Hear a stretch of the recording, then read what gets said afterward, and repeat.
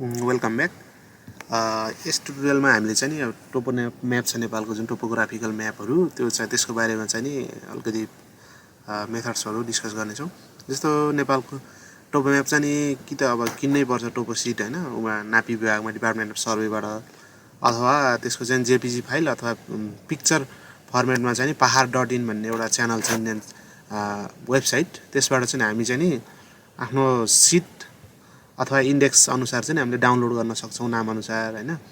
त्यसलाई चाहिँ अब डाउनलोड गरिसकेपछि फेरि जिआइएस प्लेटफर्ममा ल्याएर जियो रेफरेन्सिङ गर्नुपर्ने हुन्छ। एकदम लामो टिडियस प्रक्रिया छ।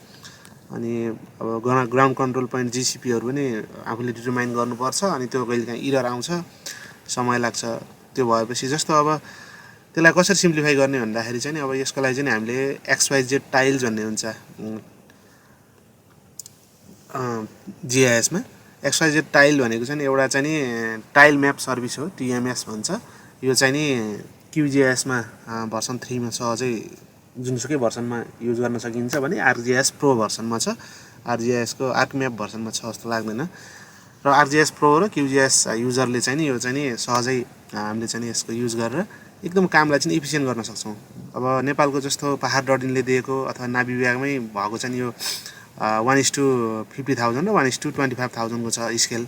50,000 को चाहिँ ठुल्ठुलो स्केल हो जुन हामीले देख्न सक्छौँ भने 25,000 को चाहिँ सानो इन्डेक्स छ। यो ग्रिडहरू यो छ नेपालको, यसरी छ। अब यसलाई चाहिँ हामीले अब सर्लगै जिआइएसमा के सिधै तान्ने, केही पनि नगर्ने अरू। अनि हाम्रो चाहिँ एरिया अफ इन्ट्रेस्ट अथवा स्टडी एरिया अथवा आफ्नो चाहिँ गर्नु काम गर्ने ठाउँको चाहिँ ठक्क त्यहाँ तपाईँको चाहिँ ओभरले हुन्छ। अनि चाहिने अनुसार म्याप हामीले चाहिँ बनाउन सकियो। र त्यसको लागि चाहिँ हामीले के गर्न सक्छौँ भन्दा सहज तरिका छ।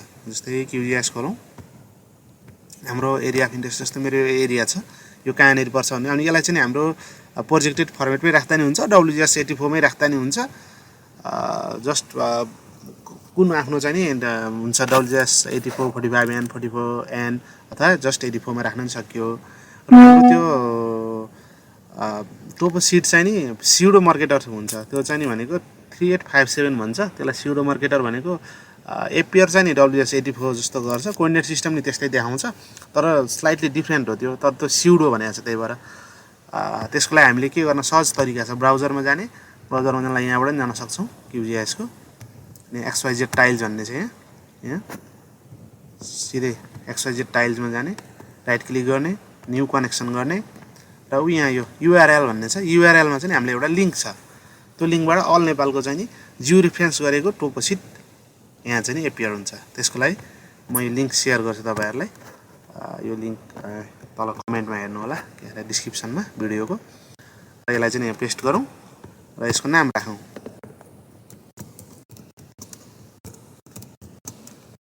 नेपाल टोपो म्याप्स भनेर।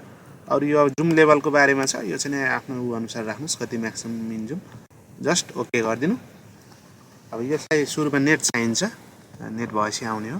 र यति कनेक्ट गरिसकेपछि नेपाल टोपो म्याप्स छ यहाँ जुन देखियो XYZ टाइल्समा, यसलाई ड्र्याग गरेर यहाँ लानु अथवा डबल क्लिक गर्नु, ल हेर्नु टक्क आइसक्यो। अब आफ्नो एरिया अफ इन्ट्रेस्ट चाहिँ नि यहाँ एपियर भयो। हामीले यो अनुसार काम गर्न सक्ने भयो। यहाँ सबै फिचर छ त्यो नापीको त्यतिखेरको चाहिँ टोपो सिटको। जस्तै नापी सिटमा जे तपाईँले किनेर ल्याउनुहुन्छ, डाउनलोड गर्नुहुन्छ pahar.in बाट अथवा नाभि विभागबाट, त्यो सबै चिज यहाँ हामीले अल नेपालको एकै सर्टमा ल हेर्नु आयो। अल नेपाल छ, यो चुचे नक्साको चाहिँ नि होइन, तर थोरै मिसिङ हुनसक्छ। जस्तै यो हाम्रो गण्डकी सेक्सनको चाहिँ थोरै मिसिङ छ। यो मिसिङ भएको सेक्सनको चाहिँ नि अब यहाँ लोडिङ पनि हुँदैछ। pahar.in बाट गर्न नि सक्यो मिसिङ हुनेवालाहरूले, नहुनेलाई चाहिँ सहजै भयो। मेरो एरिया अफ इन्ट्रेस्टमा म सहजै काम गर्न सक्छु सबै। र जस्तो तपाईँहरूलाई मैले भनेको थिएँ स्युडो मार्केटर भनेको जस्तै यसको प्रोपर्टिजको सोर्समा गएर हेर्नुभयो भने 3857 हो। यो WGS84 नै यसले चाहिँ आफूलाई रिप्रेजेन्ट गर्छ, तर यो एक्चुअली होइन त्यो। र यो चाहिँ नि WGS84 45N अथवा 44N अनुसारै तपाईँको एलाइन भएरै बस्छ कि ठ्याक्कै, स्लाइटली डिफ्रेन्स चाहिँ आउँदैन कति पनि। कति सहज भयो काम गर्न।